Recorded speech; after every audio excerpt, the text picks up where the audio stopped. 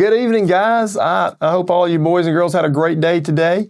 I'm Dr. Barnette. I'm the school superintendent for Cullman County, and I'm here tonight to read you a book about one of my favorite people that I like learning about. And this book is about Michael Jordan, and the name of the book is Salt in His Shoes. Let's jump right in. Michael loved to play basketball. Every Saturday, he followed his older brothers, Larry and Ronnie, to the park, hoping that they would let him play. And if one of the guys who usually played with him didn't show, they always did. But there was one problem. His name was Mark, and he was the tallest boy on the court. "What's the matter, Mikey, too short?" Mark flapped his arms in Michael's face. "Over here," shouted Larry, but when Michael threw the ball, Mark's long arms came out of nowhere and knocked the ball away. It flew into the hands of a player on Mark's team.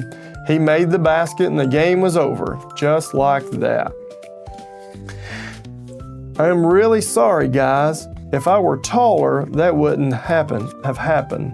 All the way home, Michael apologized, even though no one was mad at him. His older brother, Ronnie, tried to cheer him up. "Look, little brother, you played good today. Don't worry, we'll win the next time." When they got home, Michael went into the kitchen where Mama was cooking dinner. He was still disappointed, and she could tell. "You guys lost again today, huh?" Michael nodded. He sat quietly for a minute, then said, "Mama, how can I grow taller?" Now, Mama knew the answer to a lot of questions, but this was a tough one. She thought for a moment as she sprinkled salt and pepper on the chicken she was making for dinner. Then she smiled and she looked at Michael and said, "Salt." "Salt?" Michael looked at his mama. "Salt in your shoes. We'll put salt in your shoes and say a prayer every night. Before you know it, you'll be taller," she replied. "Salt in my shoes?" Michael said quietly to himself. Surely Mom was teasing. He sat staring out the window trying to figure out how salt was going to make him grow. He noticed the rose bushes outside in Mama's garden. They had grown high along the fence and roses of all colors were blooming on the vines. He thought to himself, "I remember when Mama first planted those bushes." Michael's face lit up. If Mama knows how to grow rose bushes, make them grow taller, then maybe she's right. Maybe salt in my shoes really will help me grow. Growing more excited, Michael twirled around and started asking lots of questions. "Mama, how long will it take? How tall do you think I'll get?" Smiling, Mama sat down next to him and explained, "In order for this to work, the most important things you have to do are be patient and listen to what I tell you and say your prayers every night. Listen carefully." Michael shook his head. "Okay, Mama, I'll be patient. But what does saying my prayers have to do with it?" "Everything," Mama replied, and she hugged him. "Now go wash up and tell your brothers and sisters to get ready for dinner." Michael dashed out of the kitchen, almost knocking over his father, who was walking in. "What's he up to now?" asked Daddy. "Oh, the usual," laughed Mama, "chasing a dream." Later during dinner, Mama noticed that Michael was barely eating anything. He was already daydreaming about being taller.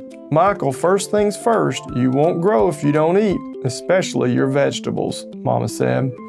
"But I'm not really hungry," he said. Raising his eyebrows, Mama gave him a stern look. Slowly, Michael picked up his fork and began to eat. Minutes later, his plate was clean and he was asking for more. That evening at bedtime, Michael set his favorite game shoes on the floor next to the growth chart hanging on the wall. Then he put on his pajamas and said his prayers and jumped into bed. When Mama came in, Michael was fast asleep.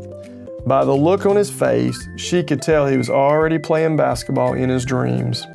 Standing by his bed, Mama sprinkled salt in his shoes, and then she prayed quietly over him as she did all of her children. "Dear God, please help Michael to be the best he can be and to give his best in all that he does. And Lord, could you please make him just a little bit taller tomorrow than he is today? Thank you. Amen." After that night, Michael wore his favorite game shoes everywhere he went, even to church. He stopped going to the park with his brothers on Saturdays. Instead, he stayed home and practiced. He wanted to grow a few more inches before he went back to the park. After 2 months of practicing and waiting patiently and praying, Michael stood next to the growth chart on his wall. Nothing. He hadn't grown an inch. He was disappointed, but he did not stop believing. I've just got to give it more time, like Mama said. Michael thought to himself, and that's what he did. 2 more months of practicing went by and still nothing. Now Michael was becoming a little sad. Not only had he not grown 1 inch, but he also missed playing basketball with Larry and Ronnie. About the only thing he didn't miss was being picked on by Mark. When the next Saturday came, his brothers tried to get Michael to go with them to the park, but he wouldn't budge. Mama had begun to worry. When she saw Michael sitting alone on the steps, she said to Daddy, "Maybe you should go out and talk to him." So Daddy went out and sat with Michael. "What's wrong, son? You haven't gone to the park with your brothers for a while now. Are you okay?" Michael didn't say anything at first, and then he looked at Daddy and said, "I thought I would at least be a few inches taller by now. I did everything Mama told me to, but nothing's happened." "Michael, why do you want to be taller?" asked Dad. "If I were taller, I'd be a great player and I could help our team win," Michael answered. "But you are a great player, son. You already have everything it takes to be a winner right in here." And Daddy tapped Michael on his chest. "Being taller may help you play a little better, but not as much as practice, determination, and giving your best will. Those are the things that make a real winner." Michael thought about what Daddy said for a minute. Then suddenly he jumped up and took off. "Where are you going?" Daddy yelled. "I've got a game today and I'm late," Michael yelled back. When Michael reached the park, the game had started. He sat on the bench hoping he'd get a chance to play, and he did.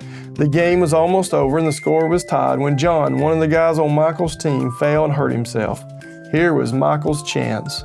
Michael joined his team in the huddle and they gathered on the sideline for a timeout. "Okay, the game's tied. All we need is 1 point. Who wants to take the shot?" Ronnie asked. He looked in Michael's direction. Feeling more confident than ever, Michael said, "I'll do it." When the whistle blew and the game began again, Mark began to pick on Michael as usual. "Still trying to play with the big boys, huh?" Mark taunted. But Michael paid him no attention. Taller or not, he had been practicing and today was determined to win. Larry threw the ball inbounds to Michael. Michael caught it, bounced it for a moment, and then took off running. As he approached Mark, Michael shifted to his right. Mark followed, but while he was still shifting, Michael spun to his left. He stepped behind Mark and shot. The ball arched far above his opponent's hands and fell silently through the hoop. 2 points. The game was over. Michael's team had won.